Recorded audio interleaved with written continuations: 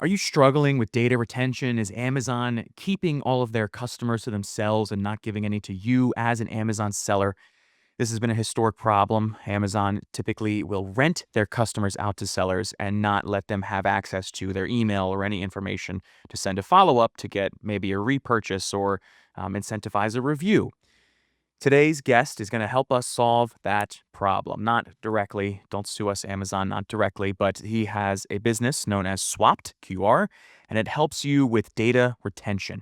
It's going to help you take control of your customers and acquire lots of data from them to again reach out and be able to resell and retarget and use the data for bettering your business. So today's guest is Andrew Smith.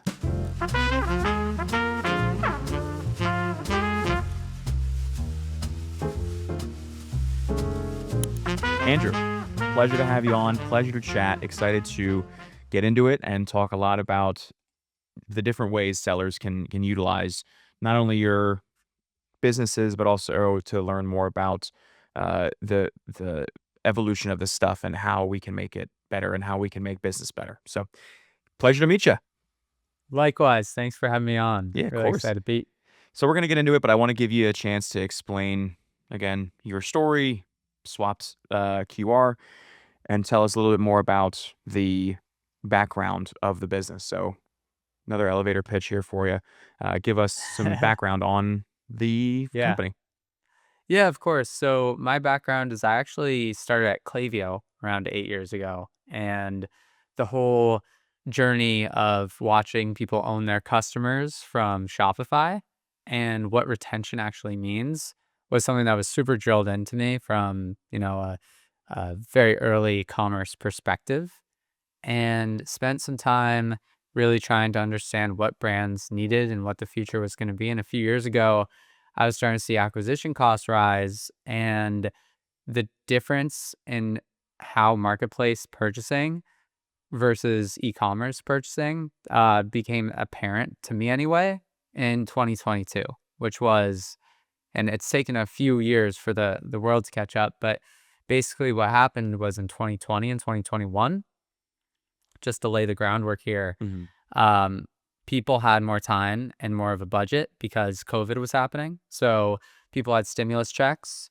We go out for dinners and drinks and hang out with friends. And that, depending on your budget, it could be 15K, 30K, Right. an additional expense that we didn't have during COVID. And then just the time that takes as well sucks you away from your computer, so you don't get the education that brands were able to give you before. So now everyone's racing for that ad dollar, and everyone's racing for that extremely limited attention that you get from, the average consumer that goes to work and spends 8 a.m. to 6 p.m. busy, and 1 hour of that is going to be making dinner for their families, an hour of that's going to be watching TV and relaxing. So getting that very limited attention costs more money now. And because of that, people are shifting towards marketplace purchases. So now you get to get the attention cross channel. But the crazy part is that there's never really been new technologies introduced to this new evolving world. It's just the same old as it's always been. It's Shopify and direct sales is over here, and they're trying the education meta 300% of your product sales game. And then you have over here, which is your Amazon extremely, profitable engine if you can hack it, which means you have to get the reviews right. You have to spend way too much. The house is starting to win too often for Amazon, including Amazon Basics. So people are starting to try to find what's new. And that's where Swapped was really thriving, which is you get to use your Amazon customers and keep them on the marketplace where they're happy shopping, which might be Amazon, but you get to increase the amount of times they purchase throughout the year to create a better shopper. And then also, by the way, if you want to educate them and, cross sell to them as well throughout the year on different channels, that's an option. We always used to tell sellers, hey, put a QR code on there, or what are ways we can capture email and kind of reach out back out to them. And Amazon has obviously done some of those things as well, but very limited. And so it takes some innovators like you guys to make it a little bit easier for sellers to get a hold of this stuff. So, um, looking at it right away, how we talked a little bit there and there about the consumer itself, about the customer. How does maybe and maybe this is a question for later in the episode, but how does the psychology of a customer change when they transition from a digital ad to a physical QR interaction at their table? How Yeah. does that maybe affect their sense of value of the brand and their willingness to repurchase?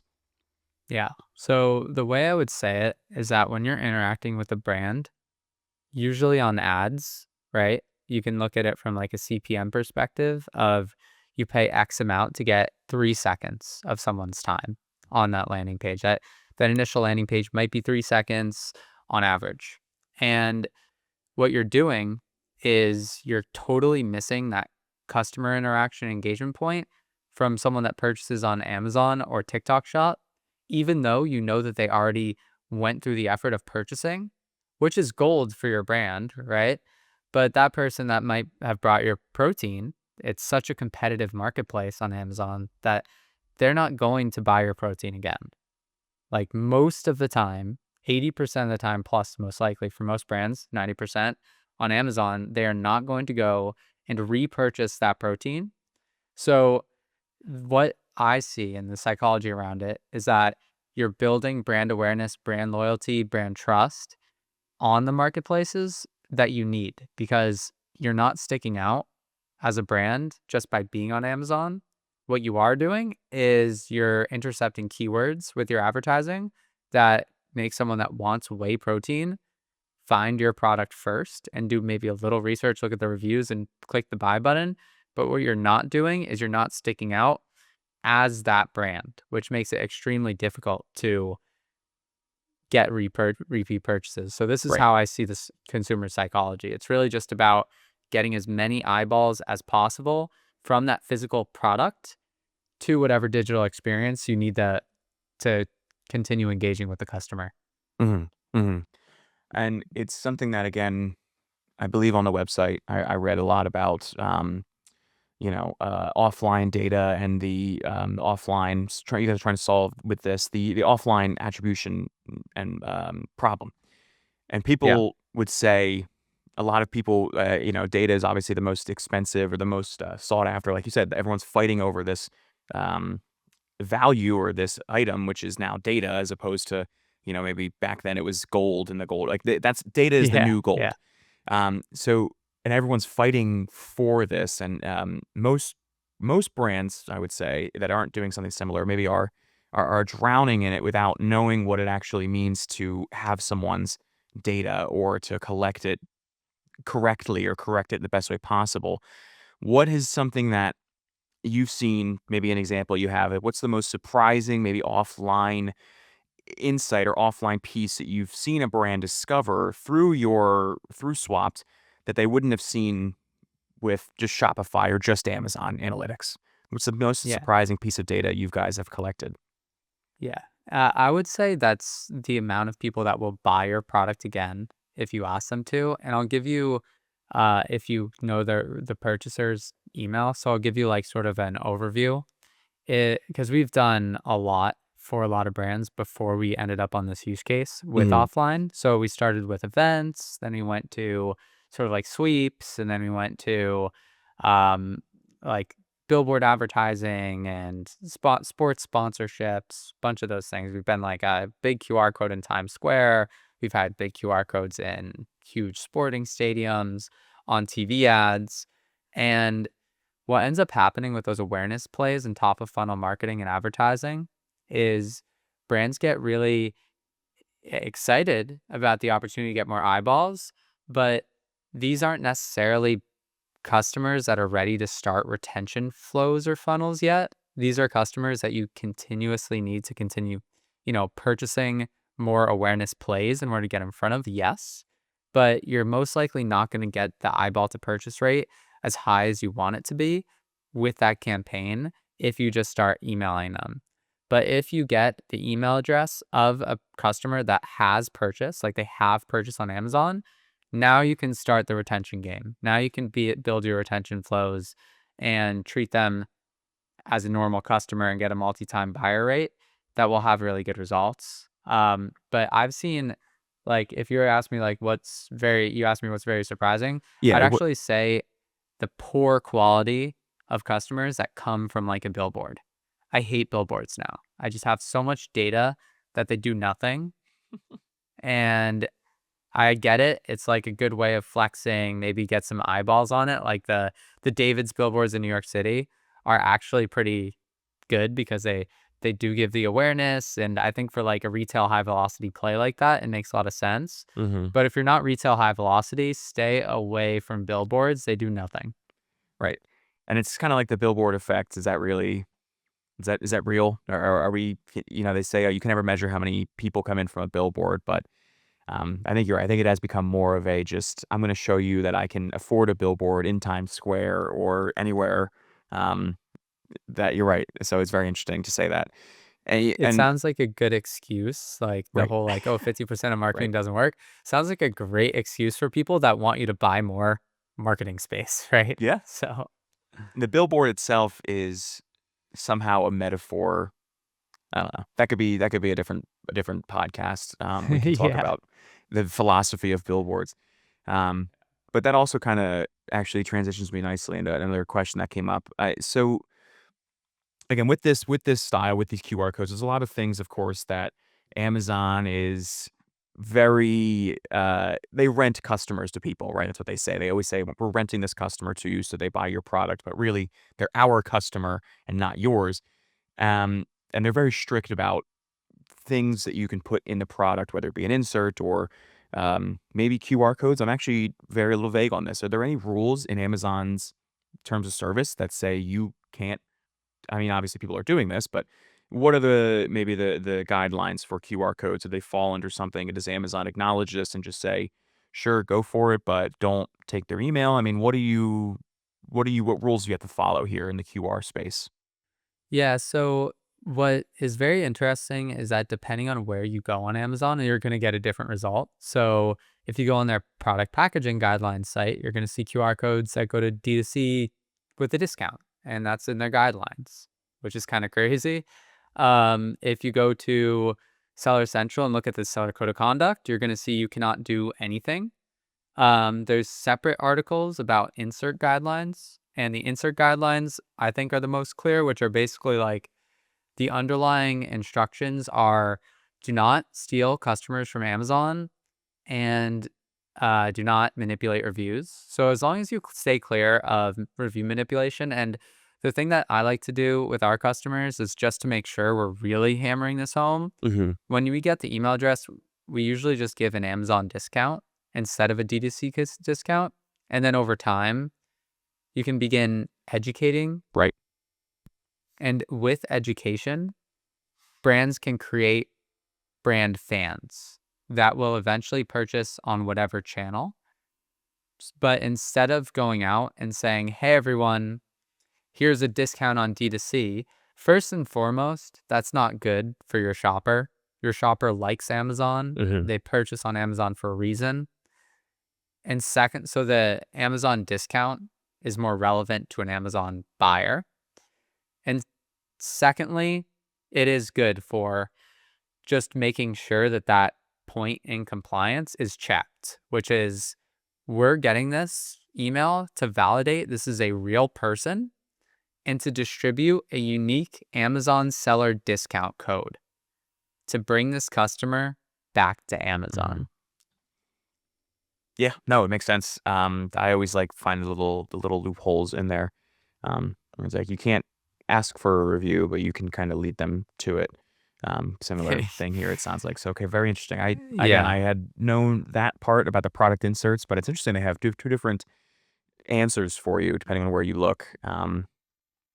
Oh, that kind of sounds like Amazon. Sounds like something Amazon would have happen. So, speaking now on really the after the scan. So they get the package, they scan it. How do you guys help the brands build a user experience, either maybe even with the QR code? I know that they're not just the box. It's not just as simple as the black and white box. You guys kind of jazz it up a little bit. I saw that on the website with the G Fuel. It's got the logo right in the middle at least. But are there any other things that you do to make the user experience as easy as possible. I'm trying to think of a frictionless. Is that a word? I think Yes. frictionless is a word. What do Yes. you guys do to help make the time from after purchase to the second purchase as easy as possible for the customer? Yep. So what we do, because often people think, why can't I just put these people to my website and just give them a simple Mhm. thing? That's really, it's kind of term thinking because first and foremost, everyone can now find that link on your website. Everyone can get the 15% off. And sure, maybe you don't give a crap about that, but what happens when they purchase again? Mhm. And they're just going to get the same QR code. So with us, we have personalized journeys based on the amount of exposure you've had to the first QR. Once you get your second QR, we know it's your second QR, and we're able to customize the journey and give you a different flow after you purchase that second product. So you can start, for example, with a subscribe and save discount. And the second time you purchase a product, you get a buy with a gift. So now all of a sudden you're getting a different experience that brings you down a different funnel and engages you more because the purpose of our platform is to get repeat purchases.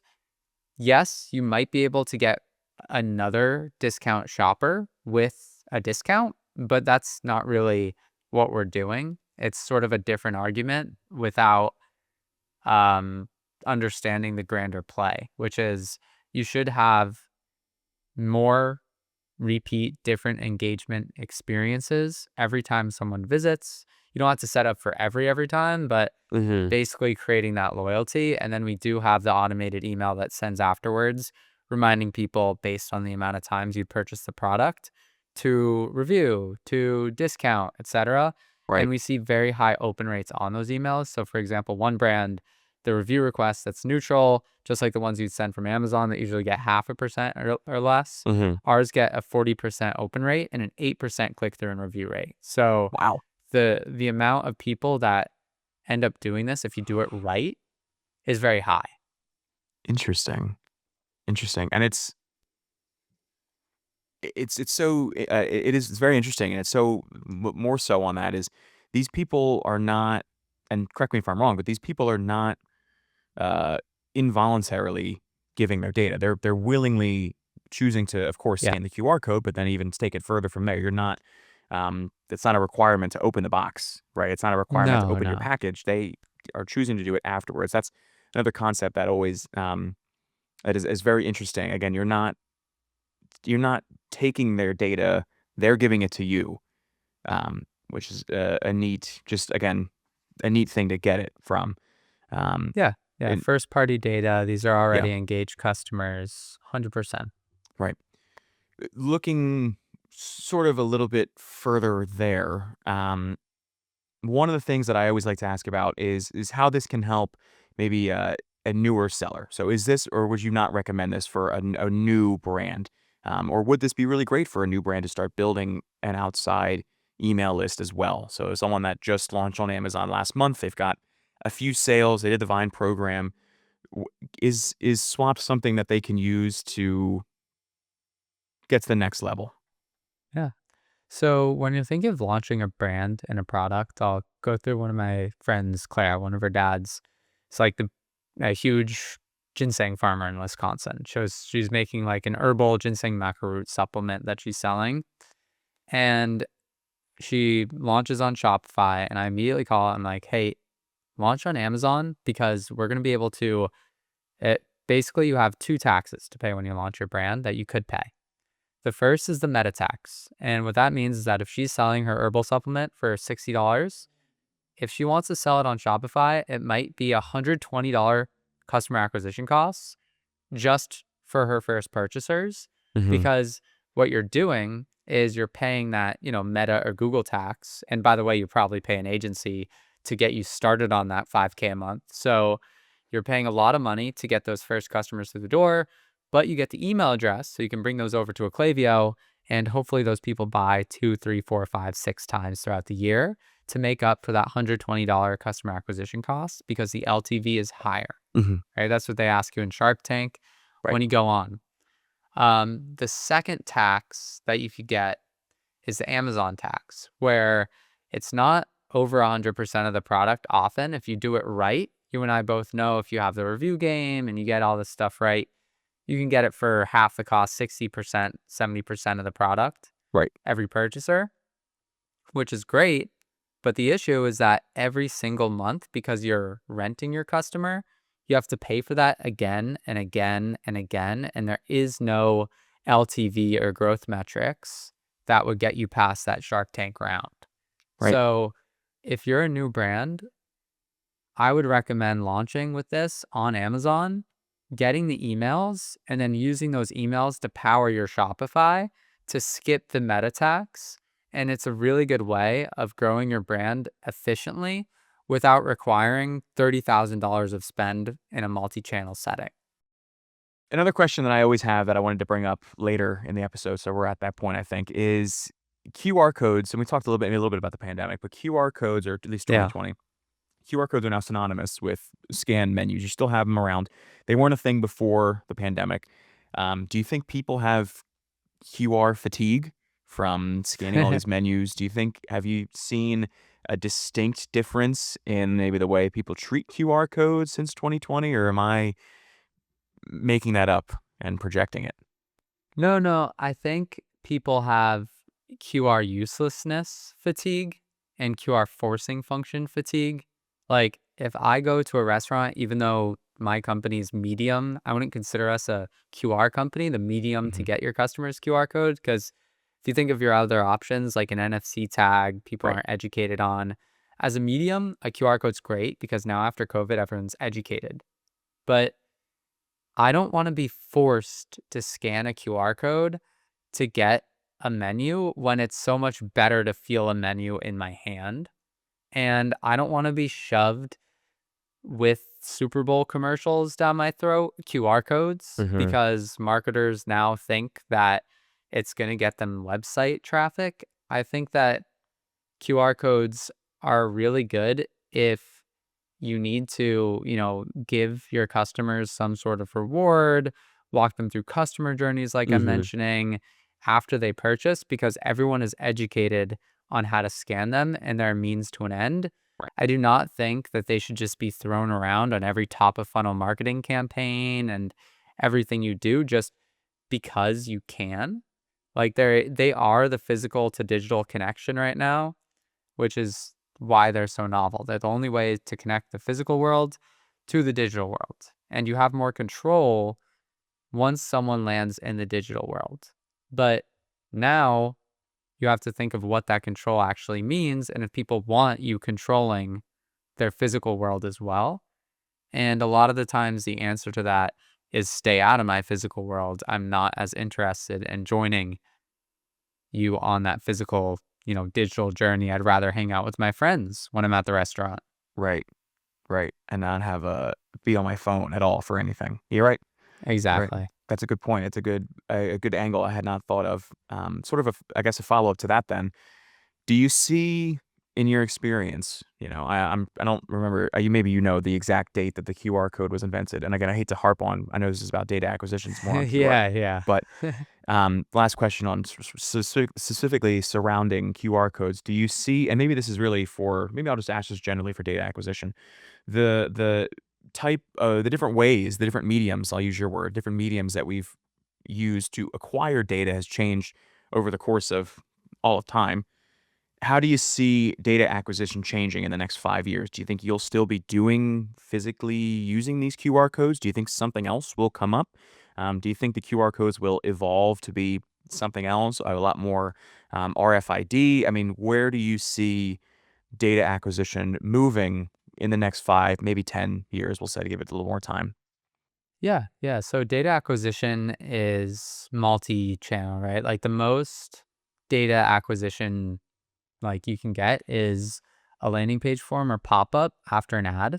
So I would say that that is the biggest channel for data acquisition right now, which is you spend on ads and they drive to your website and then you have a pop-up form or a landing page specifically created to capture that email. That is the majority of data acquisition today. So I don't see that decreasing because that is Meta and Google's honeypot. Like those ads are 90% of the biggest companies in the world's revenue. So 90%, 95%. So I know that there's a lot of talk about GPT commerce. I'm not quite convinced that a commerce engine is going to replace the ad engine that we have today because it would force and restrict the amount of information that you can get and the amount of products that can be surfaced based on different results.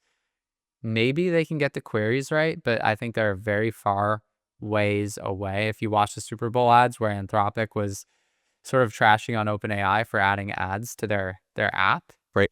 because that's the alternative ultimately of data acquisition. Data acquisition through ads might be disrupted through data acquisition or purchase acquisition through AI channels, but the way that you'd have to introduce that to OpenAI would be so elegant that I honestly don't see a solution because, like Anthropic was pointing out, was you're at the park, you're talking to this guy that you really trust, your AI you really trust, right? Just like that guy at the park, Hmm. and you ask a personal life opinion or advice, and the person that you really trust is now cramming products down your throat. It's sort of dystopian. So I have no idea how that's going to happen. Like I think that the QR acquisition for data capture is so small comparably to digital. Hmm. It's very targeted. It's well targeted, but it's going to be thousands of people if you sell 100,000 units a month rather than, you know, uh, 300,000 people, and then you get 100,000 of those people to purchase. Because general data acquisition, there's like almost two different types of data. Hmm. There's like top of funnel data that you got to bring down the line to purchase, and then there's retention data, which are going to be a smaller data set, a much smaller data set, but that data is 100 times more valuable at least to your brand. Speaking of the future, I think I read somewhere that you guys are trying to make e-commerce just commerce. Is that a quote that I read somewhere from you guys or on the website somewhere? Maybe I made that up. I Um, don't know. but E-commerce, just commerce. I think one thing that we have pushed before that's similar is that sell to your customers where they like to shop. So if they like to buy on Amazon, just sell it to them on Amazon and retain them on Amazon. So just following back on that point a little more, digital marketing teams at companies are so strapped, so a lot of them will hire on agencies, mhm, but then they bring on an agency and they give them only a limited subset of tools to work with because a lot of what you're limited on is what is in Amazon's environment and ecosystem. So I think part of the reason why we're sort of like a buzzy tool in the Amazon space right now is because we're finally introducing a new medium for agencies to have control over their own clients mhm. and actually bring agency to their clients from an agency perspective that introduces growth channels for Amazon outside of being just reliant on give me more ad spend or let's create more creatives. Right, right. And you guys are essentially the operating system for the offline to online conversation. I think Yeah. that's maybe where I got that e-commerce, just commerce again, where it's e-commerce online. I don't know if maybe I made that up. Maybe we should brand that. I don't know. But either way, Yeah. uh, Yeah. that kind of leads me into another, more fun question. Maybe again something a little bit more looking towards the future. Since you guys essentially are that operating system for the offline to online conversation. What is maybe one physical interaction in the customer experience that either hasn't been digitized yet that you would maybe like to see later down the line, or would like for Swap to somehow adopt and take advantage of? I don't want to get into any secrets here if you guys are preparing something, but is there anything physical still that's happening in the physical world that you would like to see be translated better or seamlessly without any issue to the online world?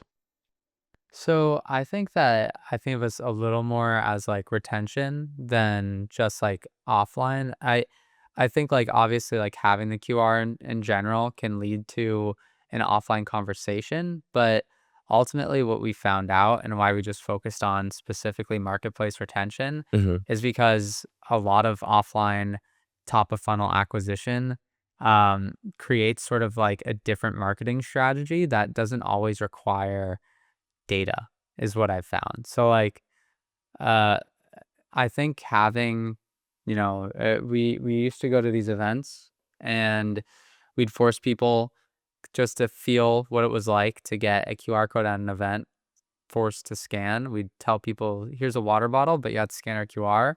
It's sort of like counterintuitive, um, the reaction, because I thought what would happen is people would be, oh, whatever, and then get the email and then we'd be able to sell them later.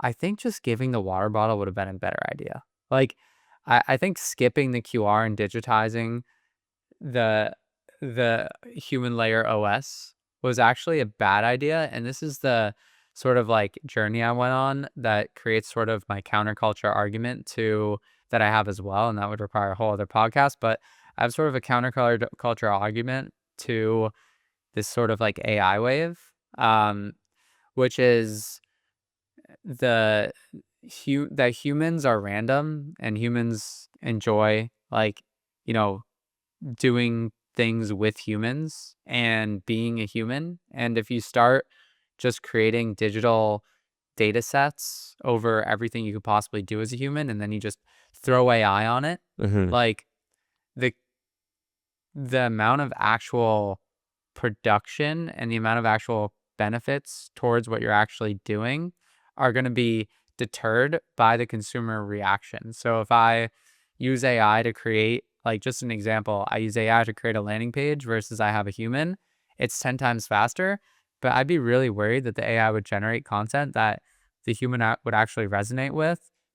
Like, of course, you could A B test 100 different images and make the Right. art way faster, but I'd just be worried that the quality and, having an actual photo shoot might be a little better of an idea, like having a designer that actually resonates rather than like creating a bunch of content. And then that expands to the offline online, because if you try forcing and digitizing every single customer that comes by your booth, maybe sometimes just giving them the water bottle and a take home that they could bring home would have led them to your website a little better than a QR code would have, which is like the exact opposite of what you'd expect to hear from a founder doing this. But at the same time, like, it's something that I've seen so frequently that I would actually just advise brands to use us on Amazon packages and TikTok packages, because you can't like get that customer information. They might be interested in hearing from you, but it's sort of like, where do you want that equal exchange? Like, Swapped is an equal exchange of, you know, consumer purchases. You want Hmm. to build brand loyalty and branding, so you give them something in return for their email and their loyalty. Is how I see Swapped. And uh, you know, if someone doesn't want their equal exchange to be when they're hanging out with their friends, then like let them hang out with their friends and get that equal exchange when they get their product at home. Right.